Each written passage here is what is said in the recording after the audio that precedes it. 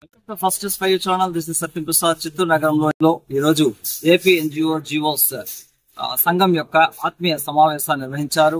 ఈ ఆత్మీయ సమావేశం జిల్లా అధ్యక్షుడు రాఘోల అధ్యక్షతన నిర్వహించారు. దీనికి ముఖ్య అతిథిగా రాష్ట్ర అధ్యక్షులు విద్యాసాగర్, రాష్ట్ర ప్రధాన కార్యదర్శి రమణ ముఖ్య అతిథులుగా పాల్గొని రాష్ట్ర ప్రభుత్వంతో ఈ సంఘం పోరాడి ఎలాంటి అచీవ్మెంట్స్ చేసింది అన్న విషయాలను సంఘ సభ్యులకు అందరికీ వివరించారు.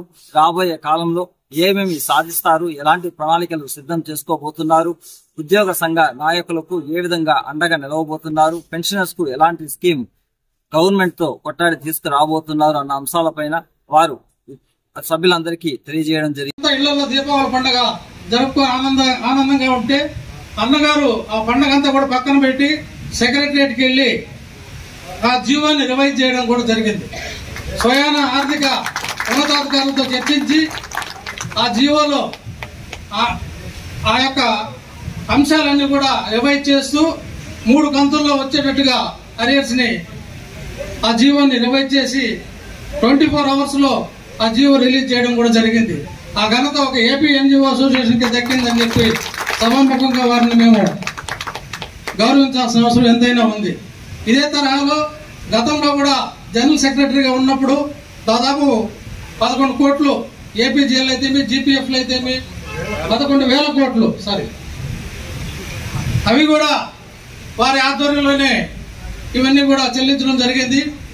మరి దశల వారీగా వారి నాయకత్వంలో మనం అన్ని నెమ్మదిగా సాధించుకుంటున్నాము. గత ప్రభుత్వం అయితే కరోనా అని చెప్పేసి ఏ ఒక్క రూపాయి కూడా ఏ ఎంప్లాయీ కూడా దక్కకుండా నానా ఇబ్బందులు పడి మనం బ్రతకాల్సిన పరిస్థితి ఏర్పడింది.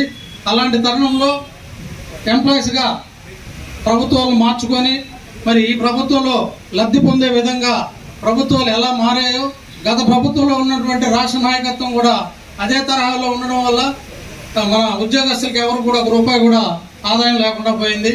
మరి డిఏ కోసం తిరుపతిలో కూడా ఇదే సమావేశంలో జరిగే ప్రాణత్యాగాలు కూడా చేసినటువంటి సంఘటనలు కూడా ఎన్నో ఉన్నాయి.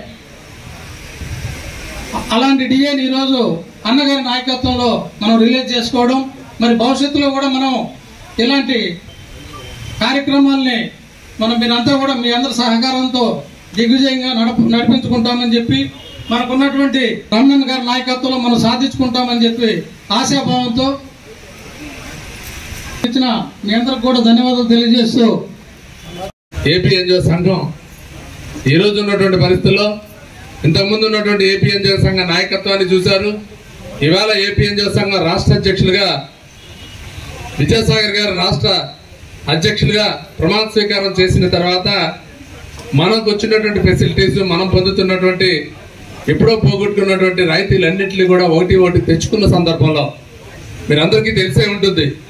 ఏదైనా రాష్ట్ర అధ్యక్ష ప్రధాన కార్యదర్శులు లేకపోతే రాష్ట్ర కార్యవర్గం ఏదైనా నాయకత్వం జిల్లాల పర్యటన వచ్చినప్పుడు మీ అందరిలో గత నాయకత్వంలో ఉన్నటువంటి పరిస్థితి చూశారు. ఇప్పుడున్నటువంటి నాయకత్వంలో ఎలా అయితే ఉద్యోగుల తాలూకా స్పందన, ఉద్యోగుల తాలూకా అభిమానాలు, ఉద్యోగుల తాలూకా ఏదైతే ఆ ప్రతిస్పందన ఉందో ఆ తేడాలన్నది మీరు గ్రహించే ఉంటారు.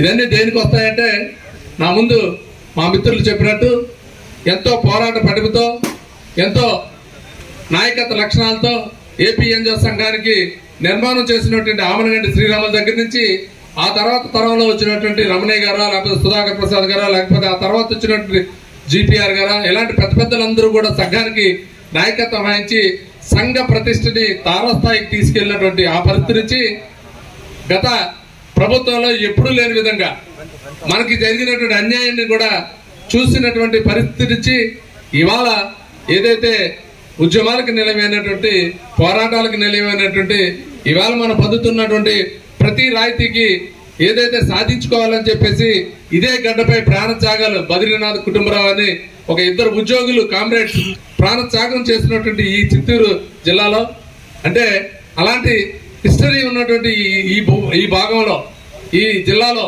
ఇవాళ ఉద్యోగుల్ని సమాయత్తం చేయాలని, ఉద్యోగుల తాలూకా లక్షణాలు ఏవైతే ఇంతకుముందు ఉన్నటువంటి పూర్తి స్థాయిలో ఉన్నటువంటి నాయకత్వాన్ని పటిష్టం చేయాలని ఏకైక లక్ష్యంతోనే ఇవాళ అధ్యక్ష కార్యదర్శులు అలాగే రాష్ట్ర కార్యవర్గం అంతా కూడా ఇవాళ జిల్లాల పర్యటన చేయడం. అయితే అన్ని జిల్లాల్లో కూడా నాకు తెలిసి ఏదైతే 13 జిల్లాలతో ఉన్నటువంటి మన పాత వ్యవస్థని మార్చుకోవాలని, అలాగే మనం కూడా ఏదైతే కొత్త జిల్లాలు 26 జిల్లాలు ఏర్పడిన తర్వాత 26 జిల్లాలుగా మన నాయకత్వాన్ని కూడా పటిష్టం చేయాలని, అదే సందర్భంలో ఆ నాయకత్వానికి కూడా క్రింద స్థాయి నుంచి తాలూకా స్థాయి నుంచి కూడా ఏపీ ఎన్జిఓ సంఘాన్ని బలోపేతం చేస్తూ, అదే సందర్భంలో పక్కన నుండి ఏపీ జేఏసీని కూడా బలోపేతం చేసి ఇవాళ ఉన్నటువంటి పరిస్థితుల్లో మనతో పాటు పనిచేస్తున్నటువంటి ఉపాధ్యాయుల్ని, ఉద్యోగుల్ని, పెన్షనర్స్ ని అందరినీ కూడా ఒక సమయస్ఫూర్తితో సంఘాన్ని బలోపేతం చేయడానికి పెద్దల సహకారాన్ని, అందరి సహకారాన్ని తీసుకుంటూ మళ్ళీ పూర్వ రోజులు ఏదైతే ఆమనగంటి శ్రీరాములు, లేకపోతే అప్పుడున్నటువంటి రమణయ్య గారు, లేకపోతే అప్పుడున్నటువంటి సుధాకర్ ప్రసాద్ గారు ఉన్నటువంటి కాలాన్ని గుర్తు చేసే విధంగా ఇవాళ రాష్ట్ర నాయకత్వం ఇవాళ ప్రతి జిల్లాలో కూడా నాయకత్వం పర్యటించడం, ఆ నాయకత్వంలో ఏదైతే ఇప్పుడున్నటువంటి పరిస్థితుల్లో ఉద్యోగుల తాలూకా ఏవైతే పోగొట్టుకున్నామో అవన్నీ తెచ్చే క్రమంలో ఇవాళ నాయకత్వం ముందుండడం కూడా మీరందరూ గ్రహించే ఉంటారు.